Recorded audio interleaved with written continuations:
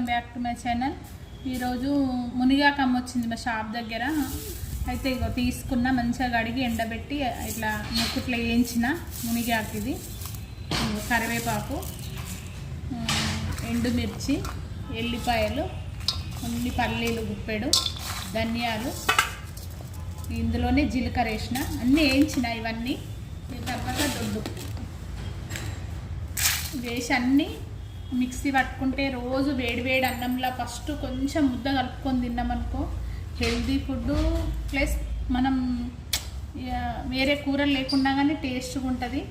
ఎందుకంటే మునిగాకు ఎక్కువ మనము తినలేం కదా, ఇట్లా పొడి వేసుకొని మన ఇడ్లీలల్లో కానీ దోశకు కానీ అంచుకేసుకొని తింటే ఇంకా టేస్ట్ ఉంటుంది. మీరు ఒకసారి ట్రై చేయండి. ఎందుకంటే మేము ఇదివరకు చేసుకున్నాం. మిక్సీలో వేసిన, మిక్సీ గ్రైండ్ చేసిన తర్వాత చూస్తాం.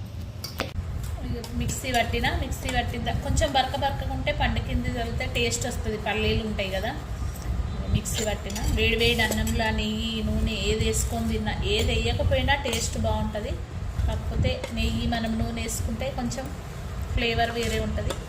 మీరు కూడా ట్రై చేయండి, హెల్త్కి మంచిది ఇది.